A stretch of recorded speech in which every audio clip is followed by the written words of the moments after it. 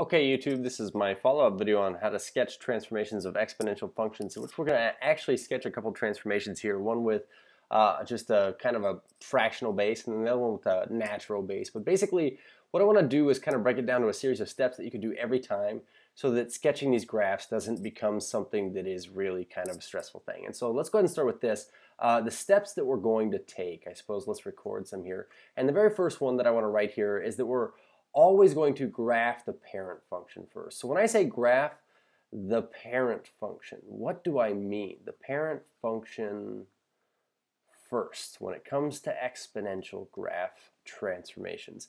I mean this. I mean that the parent function would be a function where h and k, at least we're going to look at it this way, we're going to be graphing transformations of this function over here, which we could also call f of x, by the way.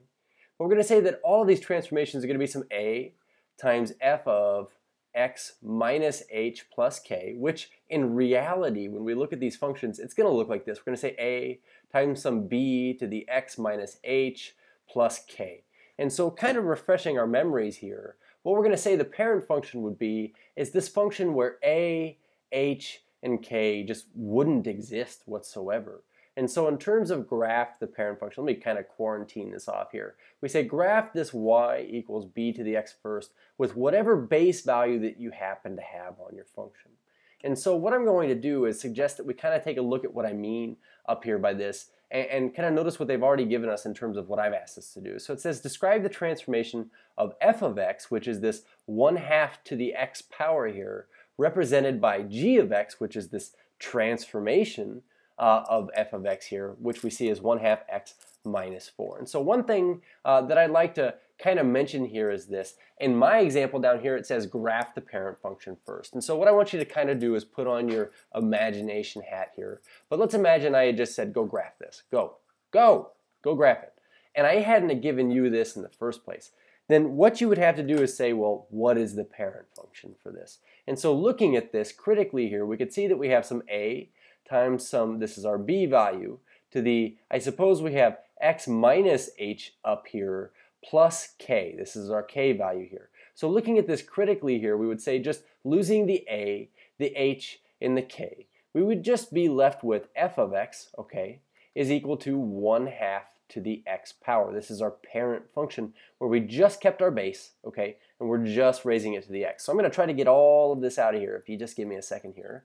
See if I can get all of this out of here. But essentially what I want you to see is that was kind of nice of these guys of my screenshot here. What they really did was, and let's go ahead and write this in here, is they've said here is the parent function of y equals, in this case, 1/2 to the x power, which is this exponential decay function since b is less than 1. I'm going to go ahead and mention that here. But basically, what's going to change about this if we do g of x, which is this 1/2 x minus 4?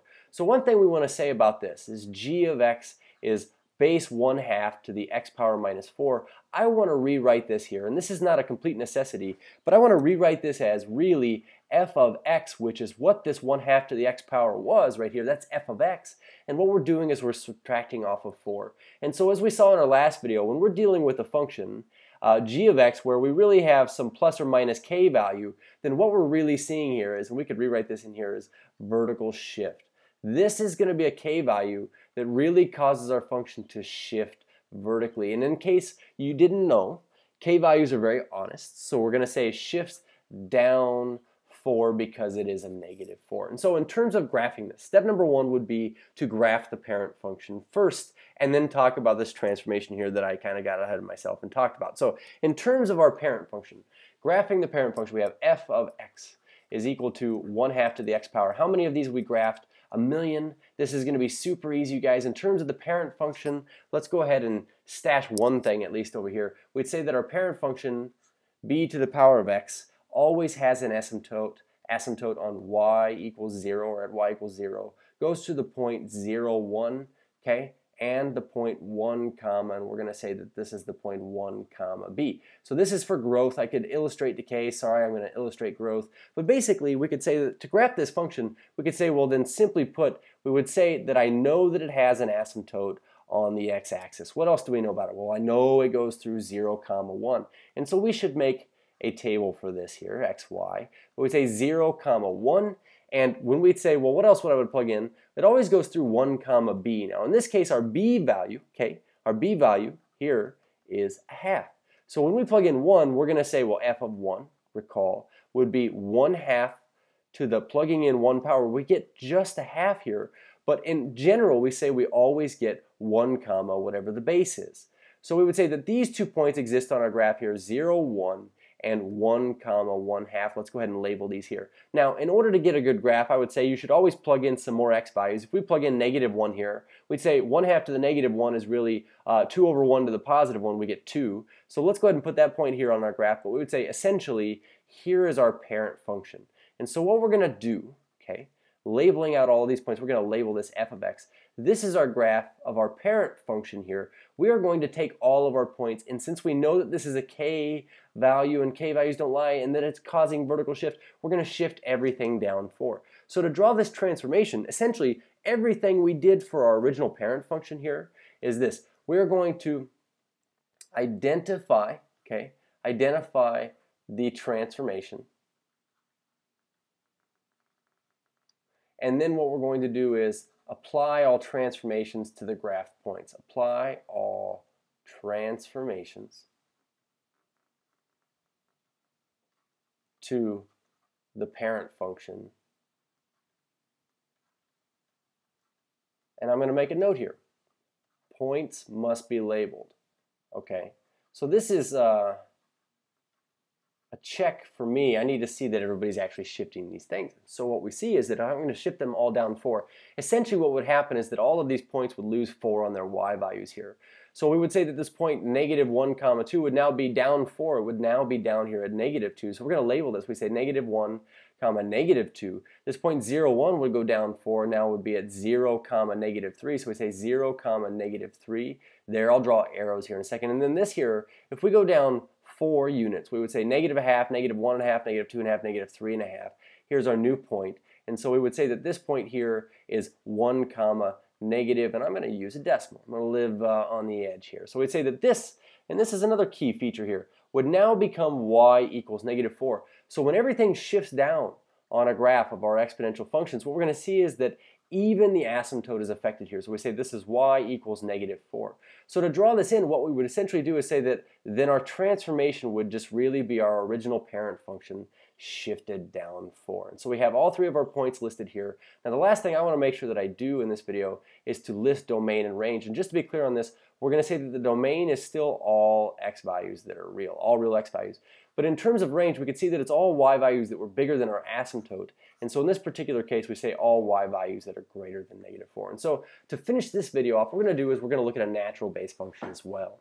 These functions that tend to intimidate the snot out of people. And so I'm going to say that this function here, let's go ahead and say that our parent function of a natural base, parent function, natural base, okay, natural base, is this function here where we'd say f of x is y is equal to e to the x. And we say that this function, when we sketch it, like a lot of exponential growth functions, looks like this here. It has an asymptote on the y-axis, or on the x-axis, but at y equals 0. We go to the point 0, 1. So we say 0, 1 must be labeled here. This is our intercept. And then we're going to say 1 comma e. I'm just going to arbitrarily call this the point 1 comma e because e to the first power is e. And so we see this here. Essentially, if this is our parent function, then we're going to say how, describe the transformation of this parent function f of x represented by g of x here. And so what I want to do is I'm going to rip this g of x over here again, and what I'm going to do is I'm going to say that this e to the x plus 3, okay, plus 2, we're going to start identifying things like really what this is an h value, and here is our k value. And so if we were to represent g of x in, like this function notation, then we would really say that g of x is some f of x, where what we did was we added 3 here, and then we subtracted 2 there. And so what we're going to see is that we basically, and we could write this up here as well, but we're going to shift left and right, but left this case, okay, because it's a positive 3, but left 3. I just want you to know that h is left and right shift.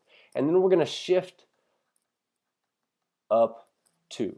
So here's what we're going to do. Let's just go ahead, graph our parent function, show you how easy this can be. Let's go ahead and put in the asymptote on the x-axis that we know we have, y equals 0, goes through 0, comma 1. We might as well label that point right now. And we say 1, comma e, which is about 1, comma 2.718. And I'm just going to write e. We should also go ahead and fill out a table here for f of x equals our base to the x power. But our table doesn't have to be very long. We would see that we get 0, 1, and 1, comma e. Now for our negative 1, I know that I get the reciprocal of e, or 1 over e. So perhaps we'll do this. We'll just go ahead and plug in e to the power of, let me turn this back on here, e to the power of, try this again, e to the power of, there we go, negative 1. And so as a decimal, we get approximately about 0.368. So we're going to fill this in as a 0.368. And so we need to graph that as well. So at negative 1, we're going to label even this point here. And we're going to say that this is negative 1, comma e, or 1 over e, but I'm going to write 0.368. We'll do decimal and exact values on this one. So here's our parent function. As a matter of fact, it shouldn't take me that long to draw. I was just talking. Sorry. So for you, it should be even quicker. And so for our g of x, what is g of x doing? Well, I noticed that it's going to go left 3 units and it's going to go up 2 units. And so we're going to grab all of these points here and we're going to translate them. But essentially, let's go ahead and take care of a few things here. Whoops. These few things would be these. We'd say, starting with our, say, first point here, 0, 1. Let's go left 3 and up 2. We would see left 3, 1, 2, 3, up 2 would land us here, okay? And so to count this out, if we were to go left 3 and up 2 from 0, 1, we'd now be at left 3 from 0 and 2 up from 1. This would really put us at negative 3, comma 3. So we do want to label this point here. We'd say negative 3, comma 3. Our point 1, comma e, this is going to be fun. We're going to say go left 3. So instead of being at 1, we'll be at negative 2. And then we're going to go up how far? Up 2. And so we were at a height of about 2.718. We'll be here. We went up 2 from this height right here. But the way we're going to label this point, and this is my favorite part about it, is negative 2, comma e plus 2, which really means we added 2 onto our y value. And then for this point down here, we would go left 3 from negative 1, so now we'd be at negative 4, okay? Sorry, we'll go 1, 2, 3 to the left. Looks like I've misshifted a point here. So let's see, this original point. Sorry, we'll go left 3, 1, 2, 3, up 2. This is 3, 3 here. And so this would be right here, 1, comma 2.718. We'll get these fixed. So we say negative 2, we had e plus 2 here. This was 3, 3, negative 3, 3. So we're going to go left here, we're going to go to negative 4, and then we'll go up 2 from here. We'd be about at this height, but we could see that this would be left 4, and what we're going to do is we're going to say this 0.368, if we were to add 2 onto that, we'd be at 2.368. So everything shifts, including the asymptote. We're going to have to go up 2 from here, so now we'll be at y equals 2, and so putting in this asymptote, you could just see that really our entire graph here just shifted left 3 and up 2, and yes, we do need to label those points. So the domain and range of this, again, domain is we say all real x values, okay? And for the range, we'll say the range is y values greater than 2. Cheers.